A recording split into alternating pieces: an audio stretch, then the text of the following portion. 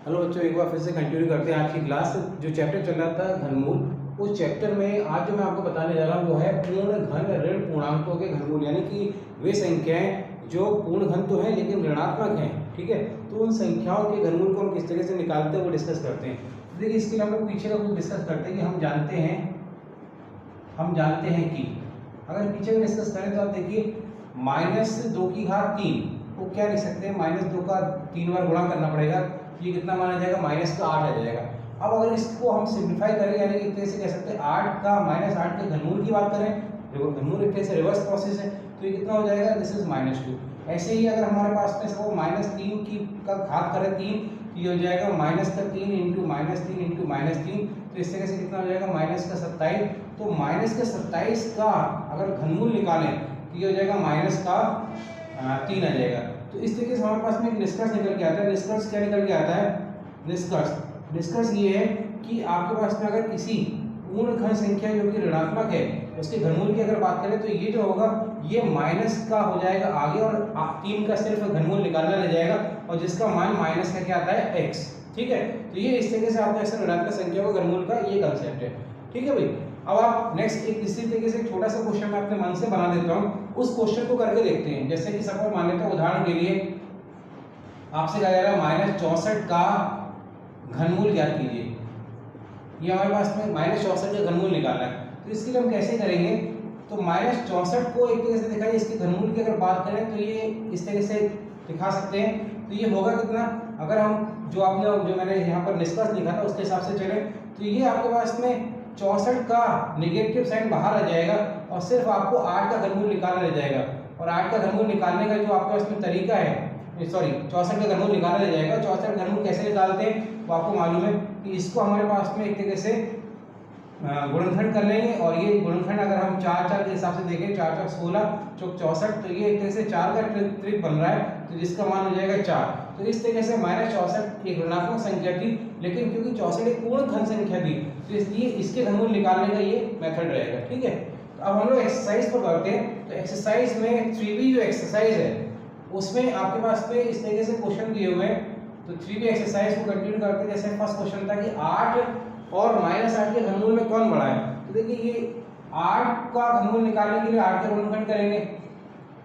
ठीक है, तो ये कितना आ जाएगा, 8 का घनमूल अगर आप देखें तो इस तरीके से 2 इंटू 2 इंटू 2, तो इस तरीके से कह सकते हैं ये त्रिक बन रहा है, और इसका मान कितना हो जाएगा, 2। तो ऐसे अगर -8 के घनमूल की बात करें तो -8 के घनमूल की बात करें तो कितना हो जाएगा, ये हो जाएगा, अगर आप देखें तो परिभाषा के हिसाब से माइनस, क्योंकि ऋणात्मक संख्या ये बाहर आ जाएगी। अब 8 का घनमूल आप पहले भी निकाल चुके हैं, तो कितना हो जाएगा, -2। और हम जानते हैं कि -2 में और 2 में कौन बड़ा है, 2 बड़ा है, तो 2 जो बड़ा है तो इसका मतलब आप कह सकते हैं कि चूंकि 2 -2 से बड़ा है, तो इसीलिए आप कह सकते हैं कि 8 का घनमूल -8 से बड़ा है। ठीक है, तो ये एक तरीके से क्वेश्चन करने का मेथड भी हो जाएगा, और ये क्वेश्चन इस तरीके से पूरा हो जाएगा। नेक्स्ट क्वेश्चन पर हम लोग आते हैं। क्वेश्चन नंबर 2 में 32 को किस लघुत्तम पूर्ण संख्या से गुणा करें कि पूर्ण घन हो जाए। तो 32 को ऐसे क्वेश्चन करने के लिए हमारे पास में एक एक्सरसाइज हमने करवाई थी वर्गमूल, तो वहां पर भी हमारे पास में ऐसे क्वेश्चन होते थे। तो वहां पर पूर्ण वर्ग निकालने के लिए हमारे पास में ये देखा जाता था कि किसका पेयर नहीं बन रहा है, किसका जोड़ा नहीं बन रहा है, या किसका युग्म नहीं बन रहा है। यहाँ पर देखें किस संख्या का घन नहीं बन रहा है, यानी कि त्रिक नहीं बन रहा है। तो ये देखिए 32 के जब गुणनखंड निकालेंगे तो ये हो जाएगा 16 आएगा, फिर यहाँ पर 8, फिर ये 4 हो जाएगा, फिर 2 हो जाएगा, और फिर ये 2। तो अब अगर हम देखें तो 32 को जब हम देख रहे हैं तो देखिए 2 इंटू 2 इंटू 2 इंटू 2 इंटू 2 ये आ रहा है, 2 दूनी 4, 2 दूनी 8, 2 दूनी 16, 2 दूनी 32। तो देखिए ये तो त्रिक बन रहा है, ये नहीं बन रहा है। तो इसका मतलब वो पूछ रहे थे किससे और गुणा करें, अगर 1 और 2 और होता तो ये पूर्ण घन संख्या हो जाती, यानी कि 2 से गुणा करने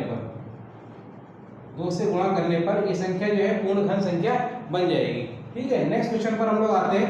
क्वेश्चन नंबर 3 पर ये कह रहे हैं कि 20 से 96 को किस छोटी से छोटी संख्या से भाग करें। इसका भी तरीका ये रहेगा कि आप इसकी गुणनखंड कर लेंगे, तो ये हो जाएगा 48, फिर 2 से कटेंगे 5, 2 दूनी 4 24, फिर 2 से कटेंगे 2 दूनी 4 2 6 12, और फिर ये 2 से काटेंगे 131, और 131 के मुझे नहीं लग रहा है कि शायद इसके गुणनखंड होते हैं। तो अब आप देखिए 20 से 96 जो है 2096, ये 2 इंटू 2 इंटू 2 इंटू 2 इंटू 131 आ रहा है।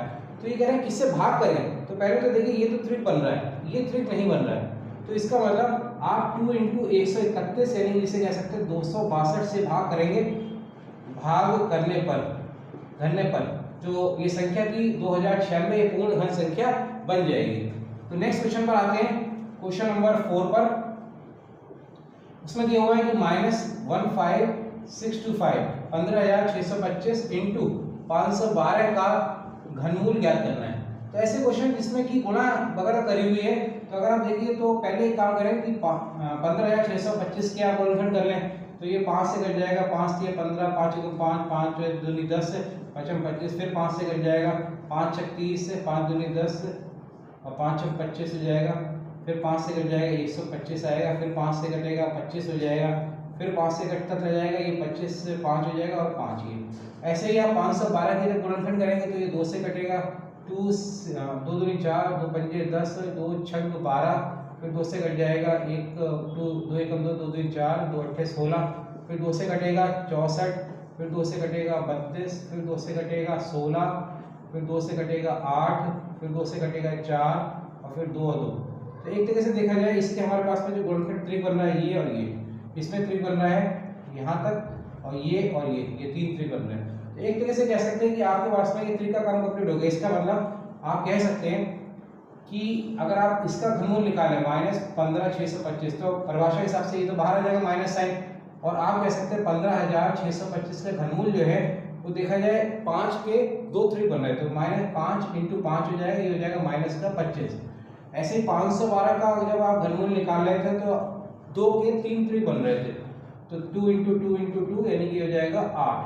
अगर आप इस पूर्ण संख्या का घनमूल निकालने की बात करें 15625 × 512, तो ये हो जाएगा, देखिए ये अलग अलग कर सकते हैं, -15625 का अलग आप घनमूल निकाल लें और 512 का अलग निकाल लें, तो ये हो जाएगा -25 और 8, ये हो जाएगा -25 तो ये देखिए -200 आ गया। तो 200 आने के बाद में ये आपके पास में जो आपसे कहा गया था कि माइनस से 15625 × 512 का घनमूल निकालना है, तो इस तरीके से इसका मान -200 प्राप्त किया जा सकता है। अब हम लोग इसके बाद में हम डिस्कस करते हैं कि आगे हम लोग क्या करना है। अब नेक्स्ट टर्न पर हम लोग जो है 3B एक्सरसाइज पर जाएंगे, 3C एक्सरसाइज पर जाएंगे। तो आज के लिए इतने रह देते हैं, थैंक यू।